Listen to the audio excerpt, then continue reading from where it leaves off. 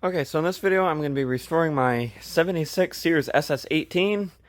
I got the hood and everything off already. It's over there, the front nose cone, that's busted. The dash shattered into a million pieces when I was working on this the other day. So I'm going to need a new dash, which I'll probably end up just making one out of some plastic.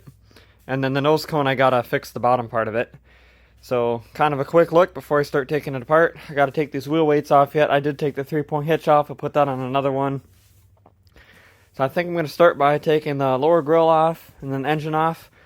So I'm going to take them two things off, and then I'm going to come back and give you another update on what it looks like.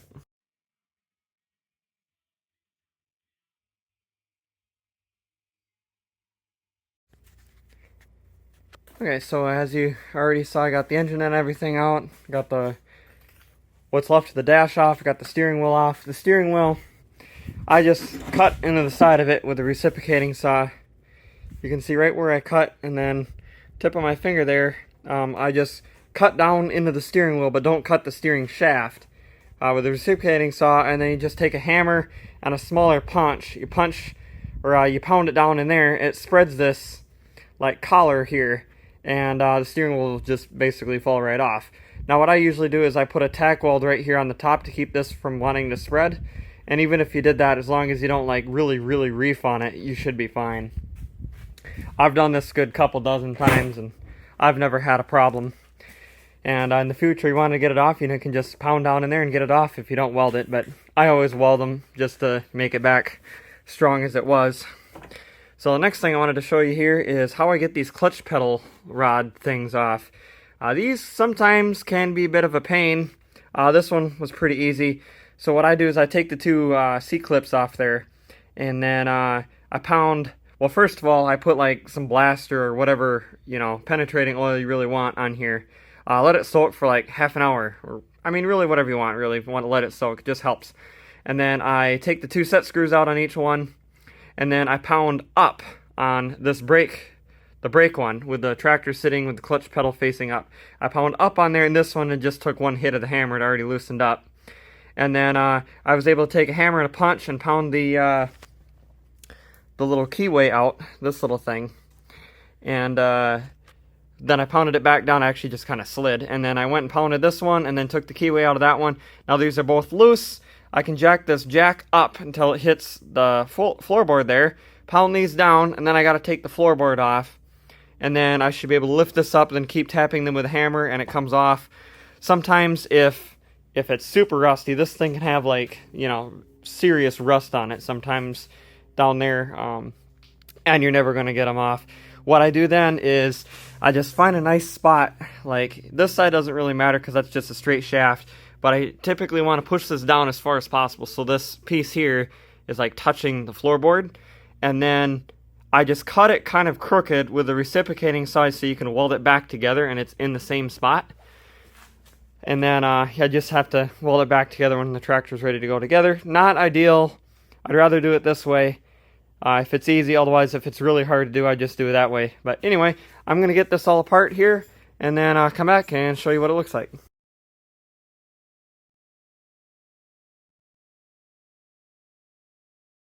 So I got the rest of the frame tore apart. I got my big mess picked up. I just got that little pile of stuff I got to sweep in the dustpan. So from here, I'm going to probably pressure wash everything, and then I guess the fun part of wire wheeling it, which is actually my least favorite. And then I got to fix this nose cone. I'll do some work to this engine. I'm going to switch out the both cylinder heads because the spark plug holes, or the threads, are kind of not really the greatest. Make sure everything else on that engine's good. It seems like it's in pretty good shape. I'm going to put these rear tires and these wheel weights on a different tractor, and then them tires, which are factory ones, on this one. So I'm going to get some of this stuff wire wheeled, start getting some stuff done here off camera, and then come back and I'll give you another update on what stuff looks like. Alright, so I got everything wire wheeled and painted.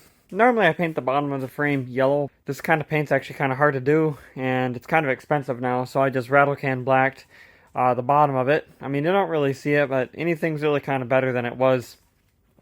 Did the same thing with the front portion of the frame. I still got to sand down or wire wheel the hood, as well as the front nose, and that needs repair also. Otherwise, everything else is pretty much ready to go.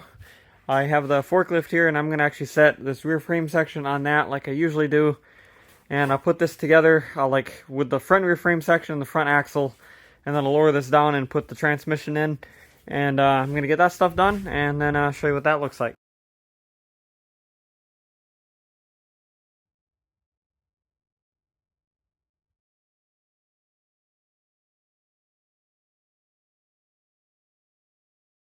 So as you can see, I've been making some good progress on it. I thought I'd turn the camera on and show it to you before I get too much more done. I did make a dash also a couple days ago, and this has been just sitting off to the side.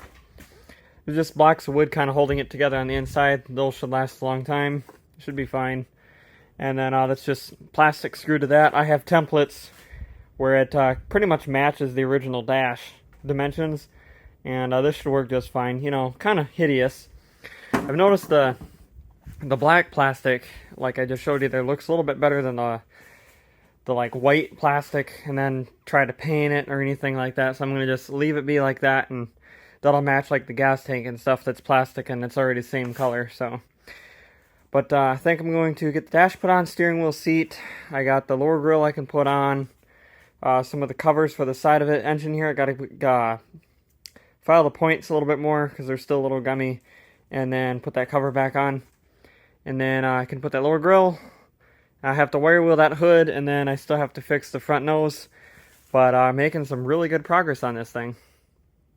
Also got a new bolt in the front. A lot of these, the front axle will actually kind of go like this. It'll shake back and forth. Sometimes you can get lucky and just tighten that bolt down. But the one that came on here, this is what it looks like. They wear out. You can see right there. I've never seen the bushing or the axle, you know, worn out. It's always these bolts. So you get a new bolt like this that it pivots on, and usually fixes most of the steering problems. Steering on here is about like that. That's pretty much normal for these. There's always a little play down there in that gear, but that's kind of expected.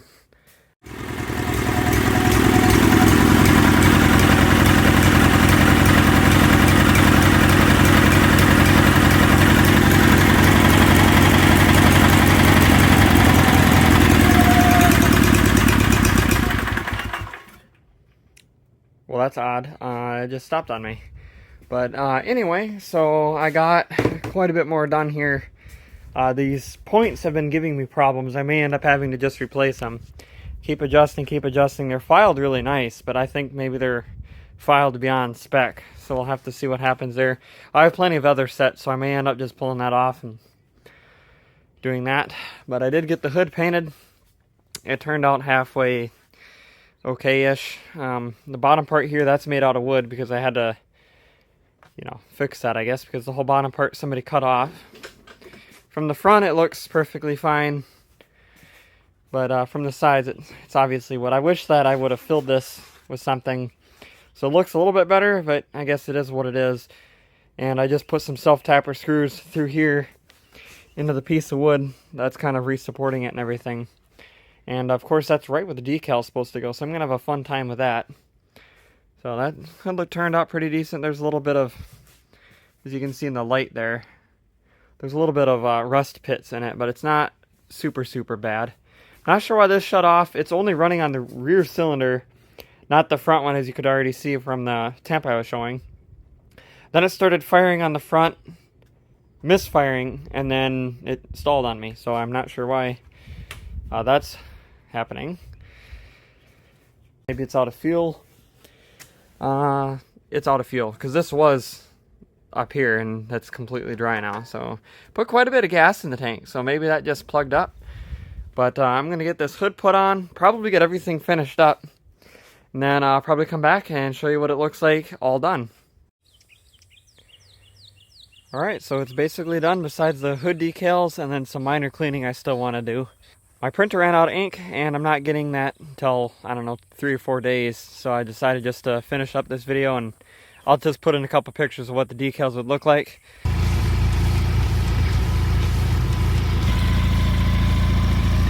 So quick walk around here. You know, I really like how it turned out. The only thing is I wish I would have spent more time fixing that. And then whenever I make one of these dashes, they're kind of just meh. But the nice thing is the rest of it's so shiny and, you know, nice that you kind of ignore that. But it's always kind of something, you know, when you get these out and I'm kind of walking around them, that this is how they would have looked back in the day. You know, it's kind of neat considering on how ugly this was when I got it. Now it looks like this. And this thing runs so good. This is one of the best running Onins I've ever had.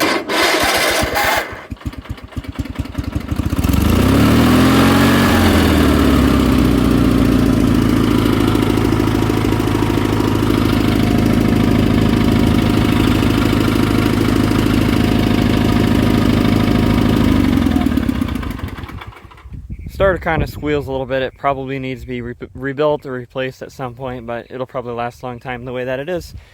So anyway, that is going to be it for this video. Thanks for watching. I'm going to definitely park this right next to my other SS18 that is absolutely identical to this one.